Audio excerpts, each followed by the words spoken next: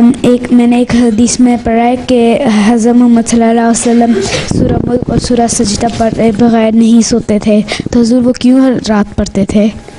तो पढ़ते थे, फिर क्या करते थे? वो सोते नहीं थे पढ़े बगैर। हैं? वो सूरह मुल्क और सूरह सजदा पढ़ते थे और वो पढ़ने बगैर सोते नहीं थे, पढ़ते हुए। बहुत सारी सूरतों का भी जिक्र आता है, हैं? तो हर एक सूरत के अपने अपने मज़मून हैं, उन मज़ामीन के लिहाज से मुख्तलिफ़ हालात में पढ़ते थे, हैं? ताकि अल्लाह ताला की जो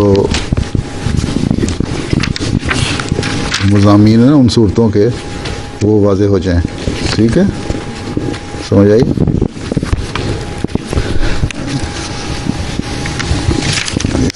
तबारकल्लज़ी बियदिहिल मुल्क, तमाम जो ताकतें हैं और मालिकियत है वो अल्लाह ताला के हाथ में है, जो बहुत बरकत वाला है, हैं?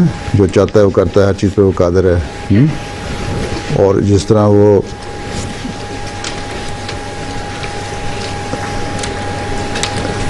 मौत के बाद भी एक ज़िंदगी शुरू होती है, जिस तरह इस ज़िंदगी में वो हर चीज़ पर कादिर है, वो आइंदा के मरने के बाद भी ज़िंदगी पे कादिर है। तो अगले जहान का तसव्वुर कायम करने के लिए, हैं, जो नेक लोग होते हैं, अम्बिया आन ख़ास तौर पे, उनको इस दुनिया से तो कोई ताल्लुक़ नहीं था, उनको तो अगली था, हैं? वो मुर्दों को ज़िंदा करता है ना, तो उसमें पेशगोइयाँ भी थीं। हज़रत सल्लल्लाहु अलैहि वसल्लम उस चीज़ को याद रखा करते थे, हैं? फिर कायनात के बारे में इसमें आता है, हैं?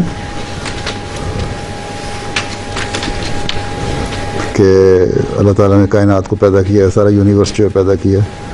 तो ये चीज़ें मज़मून ऐसे हैं जो उसके अंदर बयान हुए, उनको याद रखने के लिए पढ़ते थे।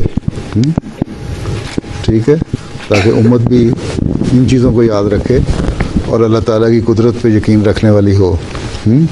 और ये यकीन हो कि अल्लाह ताला इस दुनिया में भी चीज़ें मुहैया करता है, जिस्मानी और रूहानी ज़िंदगी के समान करता है, और मरने के बाद भी वो इंसान के साथ जो वादे हैं उनको पूरा करेगा।